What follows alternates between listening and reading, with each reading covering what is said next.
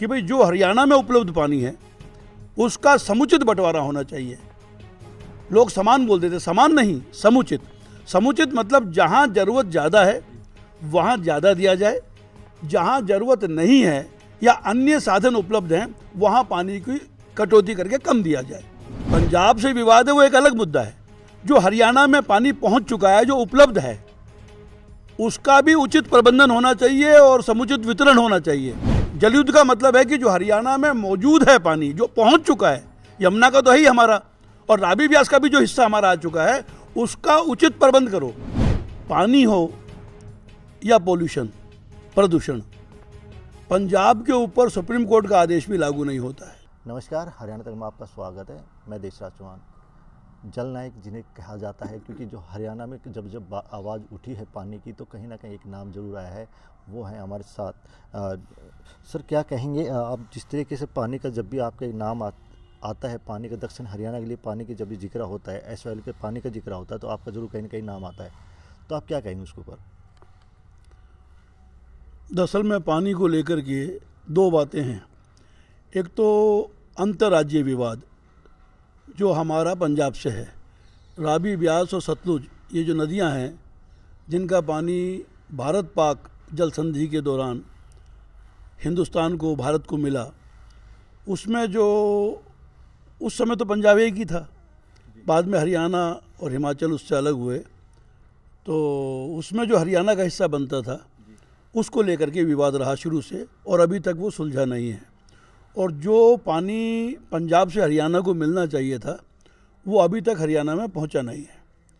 और विडंबना यह है कि पंजाब से मिल जाने के बावजूद, संधि हो जाने के बावजूद, जो पानी भारत के लिए था उसका एक भाग अभी भी पाकिस्तान में बह जाता है।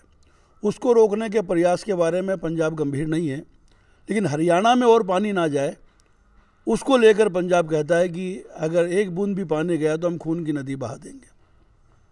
और अजीब स्थिति यह है कि पानी हो या पोल्यूशन, प्रदूषण, पंजाब के ऊपर सुप्रीम कोर्ट का आदेश भी लागू नहीं होता है।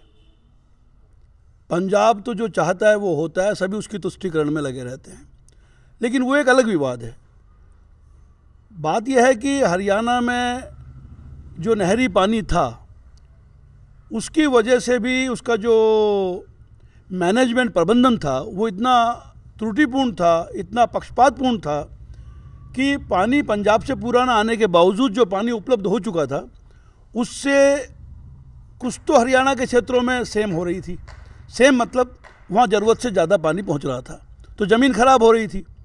दूसरी तरफ ये जो हमारा क्षेत्र है, गुड़गांवा, मेवात, रेवाड़ी, महेंद्रगढ़, यहाँ नहरें खुदी हुई थी, उनमें आंकड़े जामते थे, गादड़े ब्याते थे, लेकिन कभी उसमें पानी लोगों ने नहीं देखा था। और यहाँ भूमिगत जल, क्योंकि नलकूपों से खेती शुरू हो गई थी, भूमिगत जल का दोहन होता रहा तो भूमिगत जल बहुत नीचे चला गया। रेवाड़ी ज़िले में या इस क्षेत्र के अन्य क्षेत्रों में भूमिगत जल खारा है, जो कि खेती के लिए बहुत उपयोगी नहीं है। दूसरी बात, जब वो बहुत गहरा चला गया तो उसको ज़मीन पे लाने के लिए बहुत खर्चा होने लग गया, मेहनत भी किसान की ज़्यादा लगती थी। तो जब पानी यहाँ था ही नहीं और पीने के लिए जोड़ हमारे यहाँ होते थे, वो जोड़ भी धीरे धीरे सूख गए, ख़त्म हो गए, और पीने के पानी का भी संकट हो गया। तो जब मैं विधायक बना था तब मैंने रेवाड़ी के लिए नहरी पानी पर आधारित जल वितरण योजना रेवाड़ी में शुरू कराई थी, जिसकी वजह से आज रेवाड़ी पानी पी रहा है। इससे पहले मसानी के पास जो मसानी नदी या साहबी नदी के पाट पर जो नलकूप थे, उनसे 13-14 किलोमीटर के पाइपलाइन डाल करके पानी लाया जाता था, पर उसके बावजूद भी रेवाड़ी की प्यास बुझ नहीं पाई थी। तो जब कालाका गांव जो पास में है, यहाँ पर नहरी पानी पर आधारित जल वितरण योजना मेरे प्रयासों से शुरू हुई, तो उसके बाद रेवाड़ी में आज पानी की कमी नहीं है। और इसी को देख कर के फिर बाद में नारनौल, महेंद्रगढ़ और ग्राम समूहों में ये नहरी पानी पर आधारित जल वितरण हो गया। तो आज कम से कम पलायन की स्थिति नहीं हुई, लोग यहाँ पीने का पानी या घरेलू उपयोग का पानी पा रहे हैं। लेकिन उस समय ना तो पीने के पानी की सुविधा थी और ना ही जो जोड़ हमारे सूख गए थे, और पीने के पानी का भी संकट गांव-गांव में हो गया था और खेती के लिए तो बहुत ही दिक्कत हो गई थी कि 1700-1800 फीट नीचे जाने के बावजूद भी नांगल चौधरी में निजामपुर में पानी नहीं मिलता था। तब हमने सन 1991 में नारनौल रेवाड़ी दोनों जगह धरना भी दिया और चंडीगढ़ जाकर गवर्नर को ज्ञापन भी दिया, सरकार को भी चेताया कि भाई जो हरियाणा में उपलब्ध पानी है उसका समुचित बंटवारा होना चाहिए। लोग समान बोल देते, समान नहीं, समुचित।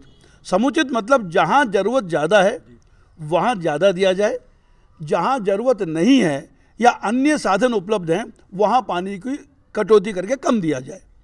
तो समुचित बंटवारे की हमारी मांग थी। Equitable, not equal, equitable distribution of available canal water in Haryana, ये जल युद्ध था जो 91 में हमने भूमि पर शुरू किया। सर, ये जल युद्ध जो आप बता रहे हो, जिस तरह का आपने जल की जो लड़ाई आपने लड़ी, लेकिन दक्षिण हरियाणा जिस तरह के पानी मिलना चाहिए, तब भी जब इलेक्शन जब नज़दीक आते हैं तभी ये एक मुद्दा उठ जाता है कि दक्षिण हरियाणा को पानी नहीं मिल रहा है, पानी हम लेके आएंगे। तमाम जो पार्टियां हैं एक वो लेके आ जाती हैं कि ऐसे लोग पानी को हम जल्दी लेके आएंगे। तो लेकिन क्या लग रहा है आपको, ये पानी क्यों नहीं आ रहा, कारण पूरा क्या है?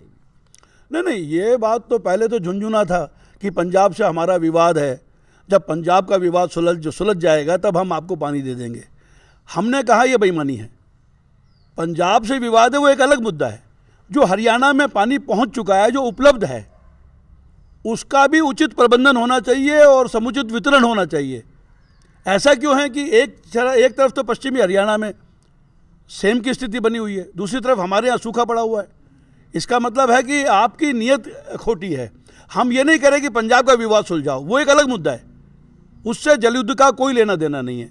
जलयुद्ध का मतलब है कि जो हरियाणा में मौजूद है पानी, जो पहुंच चुका है, यमुना का तो है ही हमारा और रावी ब्यास का भी जो हिस्सा हमारा आ चुका है, उसका उचित प्रबंध करो, समुचित प्रबंध करो और समुचित बंटवारा करो।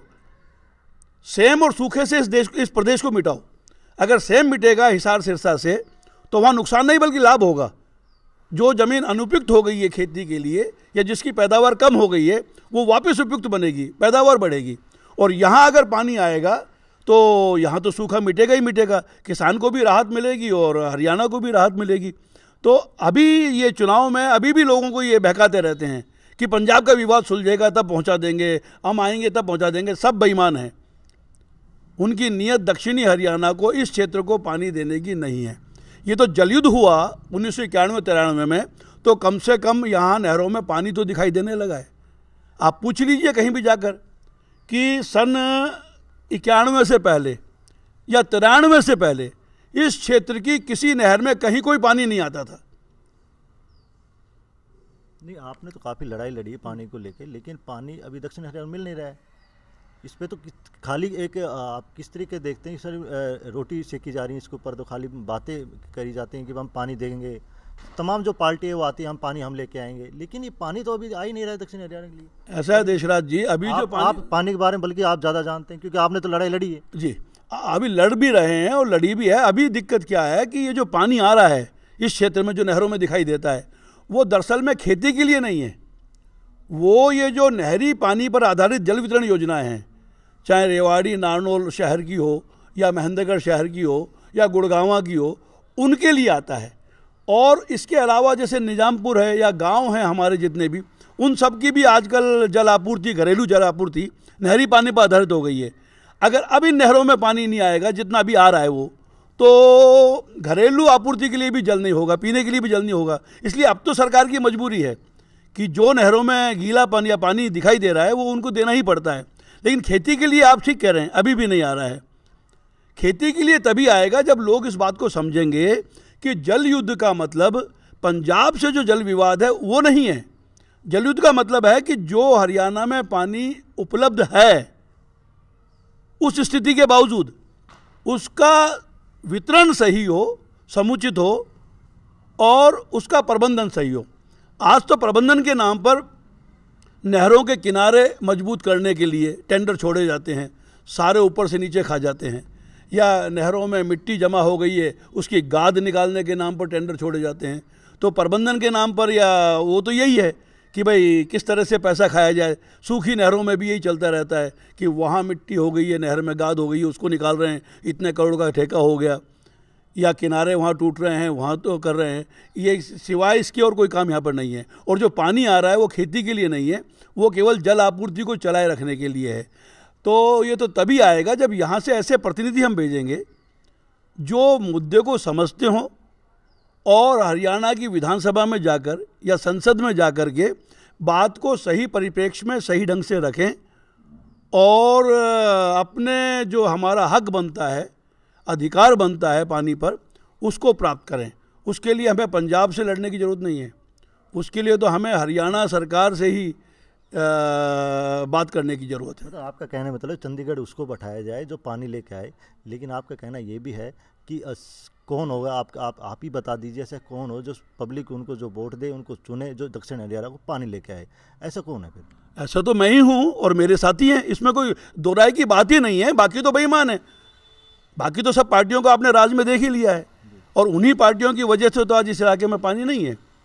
जो जल युद्ध को समझते हैं या जिन्होंने किया है उनको ही जिताना चाहिए, इसमें कोई बात ही नहीं है। अगर आप नहीं जिताएंगे तो आपको जो है उसमें रहिए मस्त, कोई दिक्कत थोड़ी है हमें।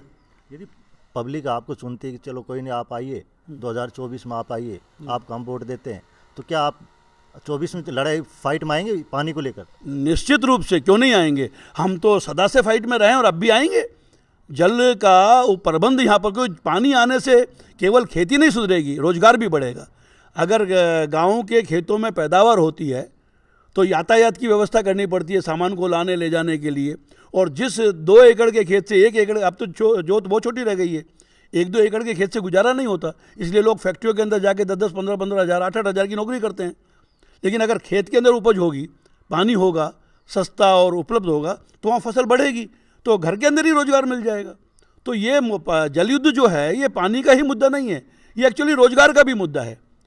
रोजगार केवल फैक्ट्रियों में 8 हज़ार 10 हज़ार की नौकरी करने से नहीं होता है। रोजगार तो तब होता है जब आपको आपके खेत में ही जो 1-2 एकड़ ज़मीन है उसके अंदर इतनी पैदावार हो जाए कि एक तो आपको 365 दिन काम वहाँ पे मिल जाए, एक इतना हरा हो जाए, दाना हो जाए, सब्जी हो जाए, फल हो जाए कि आपका परिवार उसमें गुजारा कर सके। तो यह जल युद्ध वास्तव में रोजगार का युद्ध है। आपने जल युद्ध काफ़ी लड़ा, तो जी आपको कभी मन में आती कि मैंने इतनी लड़ाई लड़ी है लेकिन अभी तो पानी नहीं आया, तो मन में कुछ आता है कि क्या मैंने लड़ाई लड़ी लेकिन पानी नहीं आया, तो दुख तो होता होगा?